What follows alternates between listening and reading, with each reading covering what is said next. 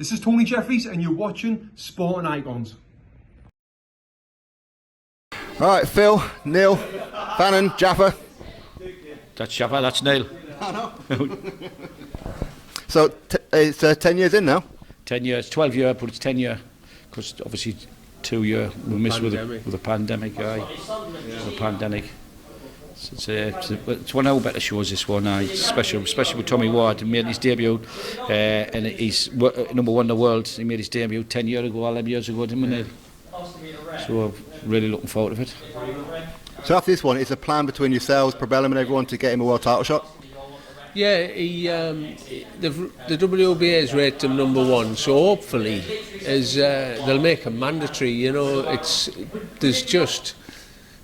but I'm expecting that he will get made number one, but get made mandatory, and then, you know, it's not if, it's when, you know. So then you just have to sit back and wait for what the board say. I mean, Tommy's in with a live opponent on Sunday, though, isn't he? Yeah, you know,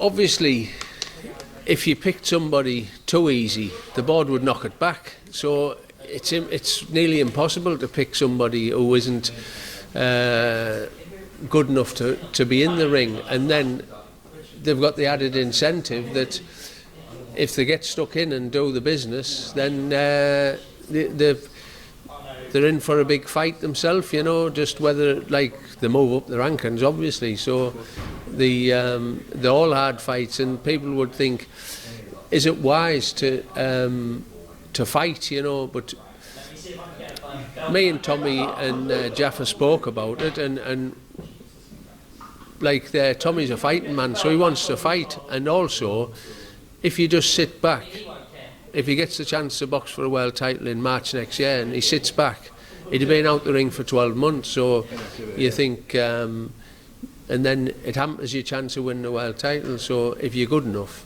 just keep in the ring and just keep winning. Cast your minds back to 10, 12 years ago. Do you think that you'll be here? Sorry? If you go back like 12 years ago, 10 years ago, do you think that you'll be here 10 years later? Well, aye, no bother, man, no bother. We keep it some room, we'll it's our little baby, you know. We keep saying it's our last, but everybody wants all the lads want to box on the summer room, but it's a bit special as well. You know, it's outdoor, we're getting the weather. It's just a little bit special venue, isn't it now? Because not many boxing north, they say the boxing in a football stadium outside, or in the country otherwise. Apart from, like, if you're on Eddie Earn's show or Frank Warren's, yeah, there's not many, but it's a bit special, the summer rumble, isn't it, Neil? Yeah, well, it's like when you think most fighters' ambition is to fight at their local stadium, and even if you're not really a football supporter, you know, when you're a boxer, when your career is done in that, at least you say, well, I fought at a football stadium, you know, and just... So it's they're all little achievements, aren't there? But obviously we know by soon as you mention the date, the amount of people what put me on, can I go on, you know, it's like there was 12 fights on this bill, which that's the maximum the board would allow, and then one fell off, which obviously doesn't matter too much, because 11 fights is still a good bill with a title fight. But we could add 20 fights on this bill if we'd wanted, you know what I mean? Well, that tells you about the Stadium of Light, you know, just there's 20 people would have sold enough tickets. It's a good set as well. Matty Joe putting shows on, because we weren't again. He put the lads who couldn't get on, because there's that many. Obviously, you didn't want to let anybody down, but obviously our lads have got to come first. You know what I mean? And obviously, you kind of please everybody, because the boards. They're about they want to change the rules again and again and again and again. With pandemics, just they've got an excuse to change it now, haven't they? Yeah, but it's what it is. It's what it is. You've got to make the best of it, mate. Now, you mentioned that this was Tommy's pro debut. It'll actually be 10 years ago on Friday, so 2 days before your show. But that show 10 years ago was actually the very last fight that Mark Liddell had. Oh, I didn't know that. I didn't know that. Retire after that because of his scandal.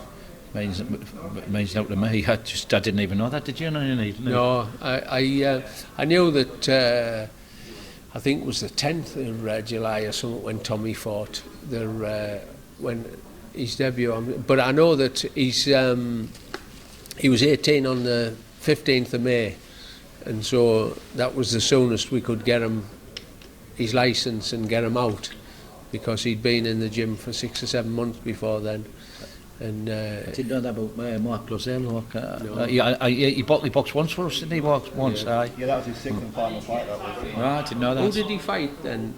Because it was a good little fight, wasn't it?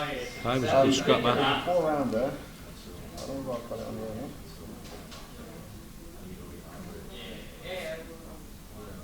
No, I don't know. I've forgotten. But another 10 years, you're going to have your 20-year one? If I'm still alive. Well, you know what it is? It is because the matchmaking's getting absolutely terrible now. Matchmaking's terrible. You get the lads, really hard.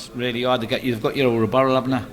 So, yes, well, if you say, will we still putting them on the stadium right in 10 years, there's a few factors.